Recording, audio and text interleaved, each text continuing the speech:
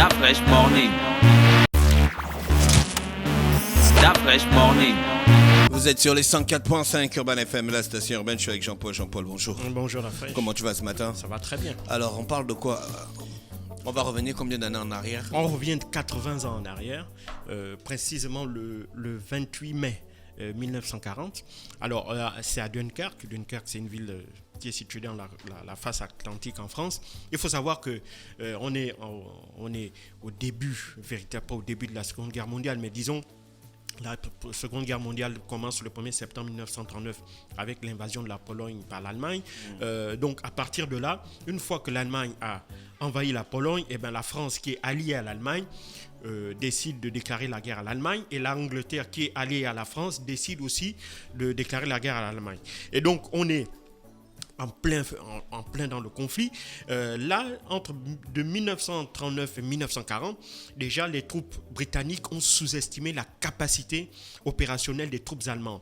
Parce que les commandements, il faut savoir que jusqu'en 1939, la France était considérée en Europe comme la première puissance militaire.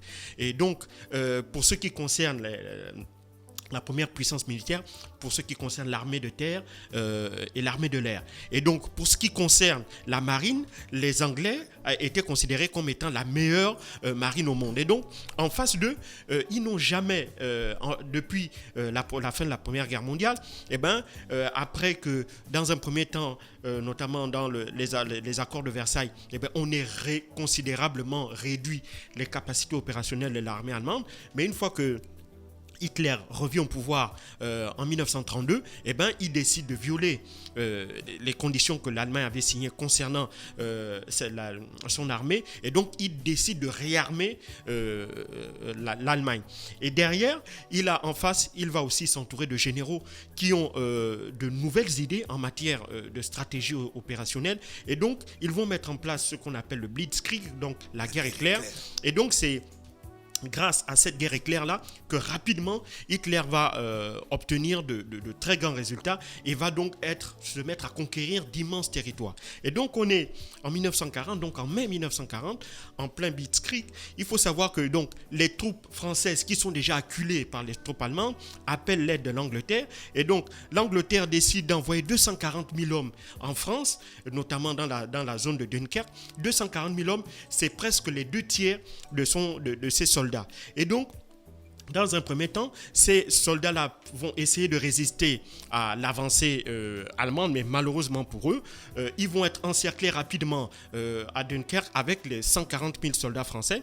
Il faut savoir que les Britanniques faisaient partie de la British Expeditionary Force, qui comptait 9 divisions, et ces 9 divisions étaient commandées par Lord Gord et le vice-amiral Ramsay. Donc, le vice-amiral Ramsay, lui, il assurait le commandement opérationnel à la ville de Douvres. Et il faut savoir que les troupes françaises, elles, étaient composées de 5 divisions et étaient placées sous les ordres de l'amiral Abrial. Et donc, ces 240 000 Britanniques et 140 000 Français, donc à peu près 350 000 hommes, faisaient face, aux troupes de l'armée allemande, notamment les groupes d'armées A et B de la Wehrmacht, et évidemment la 18e armée du général Kutscher, qui comptait en tout 210 000 hommes. Mais en face d'eux, il y a donc le Blitzkrieg, qui est un système extrêmement ingénieux et extrêmement efficace. Donc il s'agit, dans un premier temps, on envoyait les troupes de chars qui étaient dirigées par le général Rommel, et puis derrière, d'abord il y avait la Wehrmacht qui venait par les airs et qui bombardait la ville de Dunkerque. Et ensuite, il y avait les chars qui venaient ensuite, les chars du général Rommel, qui venaient ensuite balayer toutes les formes de résistance qui restaient au sol. Et puis derrière, maintenant, il y avait l'infanterie qui venait évidemment terminer le travail en quelque sorte. Et donc, en faisant agir simultanément l'armée de l'air, les chars et l'infanterie, il va obtenir rapidement d'immenses résultats. Et donc, pour la première fois, enfin pas pour la première fois, disons que les troupes britanniques vont se retrouver dans une phase extrêmement critique avec ces troupes françaises-là. Alors très vite, les Britanniques vont se rendre compte qu'ils n'ont pas d'autre choix que de soit il faut évacuer immédiatement, il faut quitter Dunkerque et revenir en Angleterre, ou bien il risque donc de perdre la guerre, donc soit de faire massacrer ces hommes-là ou de les constituer prisonniers. Et donc, si une telle chose arrive, ce serait un coup fatal, notamment pour les Britanniques qui perdraient là déjà un nombre important de soldats, et ça porterait aussi un coup moral extrêmement grave au reste des soldats qui sont sur le terrain, voire même à la population britannique. Et donc, pour le ministère de la Défense, pour l'état-major britannique, il est absolument hors de question que ces soldats-là tombent entre les mains des Britanniques. Et donc, ils vont décider de mettre en place une opération d'évacuation, l'opération qui va s'appeler l'opération Dynamo. Et cette opération de Dynamo-là va être constitué de deux choses. D'abord, la première, c'est que parmi ces 310 000 hommes qui sont bloqués là, il y a non seulement des blessés, mais il y a aussi évidemment il y a aussi des officiers, il y a des hommes de troupes. Et là, il faut choisir. D'un côté, pendant qu'on va évacuer les soldats, il faut que d'autres restent pour essayer de résister à l'avancée allemande. Et bizarrement, lorsque à partir du 1er ou à partir du 2 mai, le général Guderian, qui était le commandant des forces allemandes, qui était face aux Britanniques et aux Français, va recevoir un ordre tout à fait inédit. Hitler va lui demander de stopper son avancée vers Dunkerque parce que Hitler voulait privilégier notamment l'attaque de la Belgique, où il sentait que là-bas ça s'affaiblissait plus fortement. Et en plus, si la Belgique tombait, eh bien, ça devait ouvrir un flanc du côté est face aux Britanniques, et donc ça devait accentuer la pression qu'il pourrait exercer sur les Britanniques et sur les Français. Et donc, il va concentrer les forces allemandes vers la Belgique d'abord, et ça va donner un répit d'à peu près 1 ou 2 jours. Et donc, à partir de là, les troupes britanniques et françaises vont rapidement se réorganiser au niveau de Dunkerque. D'abord pour organiser une espèce de corridor, pour mettre en place un corridor qui permettrait d'accéder au port. Et à partir de là, ce corridor-là pourrait permettre aux Britanniques d'accéder dans les navires et pouvoir quitter la ville portuaire. Et donc, ils vont rapidement se réorganiser.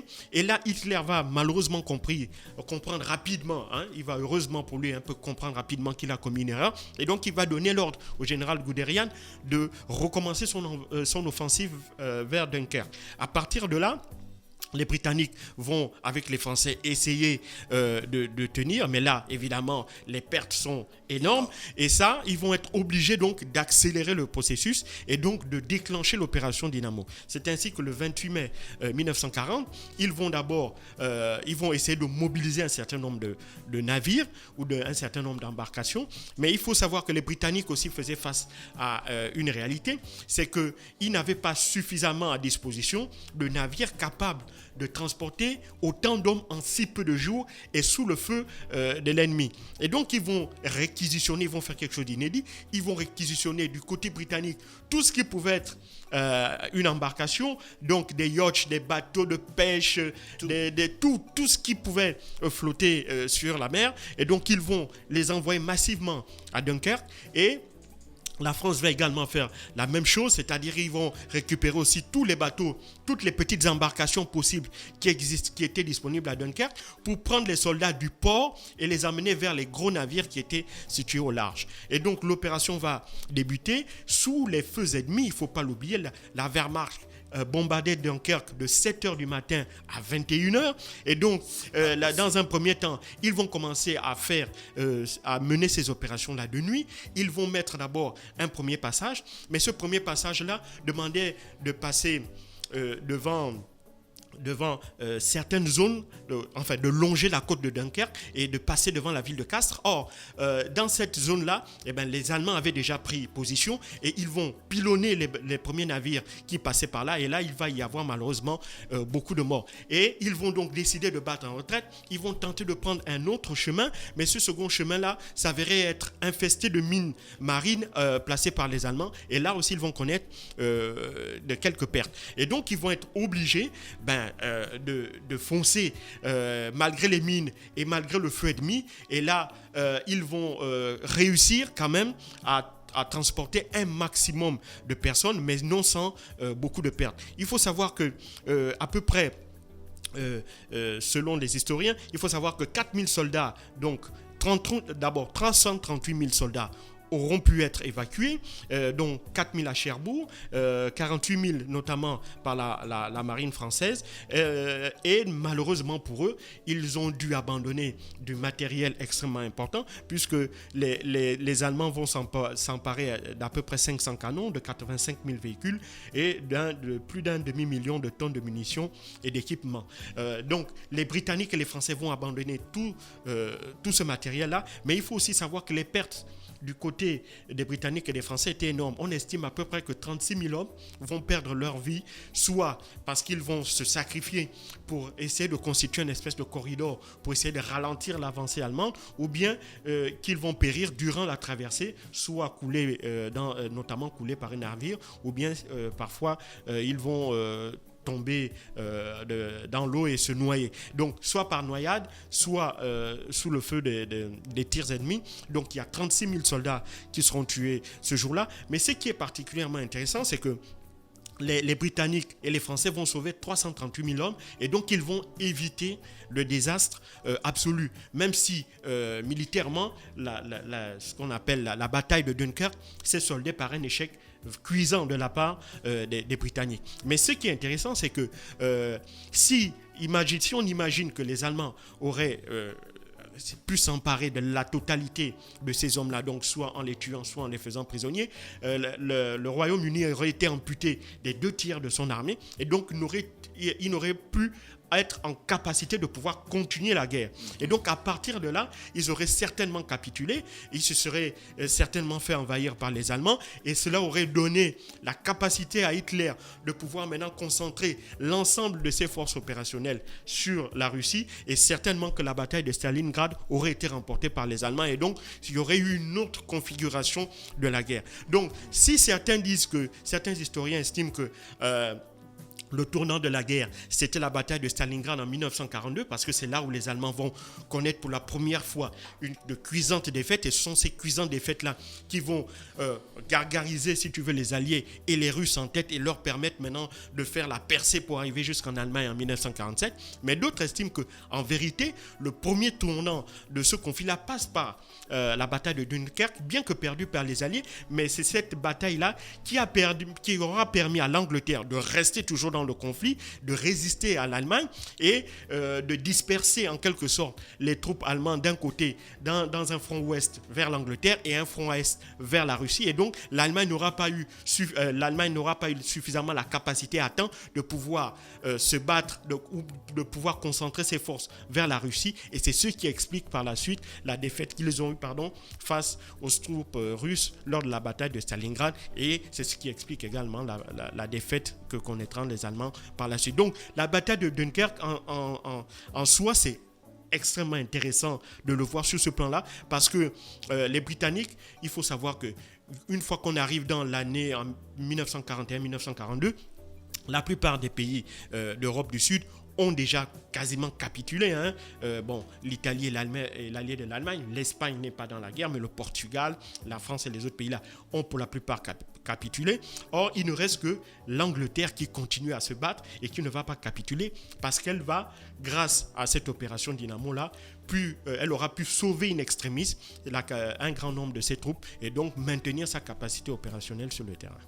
Merci Jean-Paul qui revenait donc sur la bataille de Dunkerque, c'est ça Oui.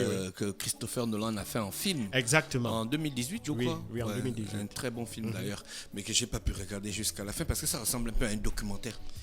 C'est un film historique, donc il est obligé de respecter certains faits historiques, donc de les intégrer.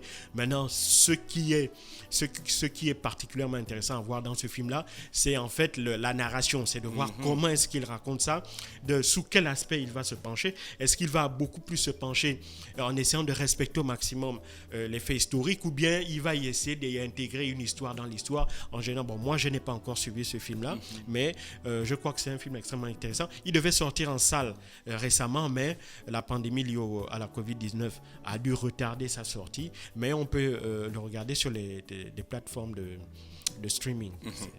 Merci Jean-Paul avec nous ce matin sur les 104.5 Urban FM, la station urbaine dans Luda Fresh Morning, le réveil matinal au plus de la capitale sur la radio. La plus haute de la capitale, on se retrouve dans quelques minutes, seulement le temps pour nous de faire un tour en musique. Stop Fresh Morning.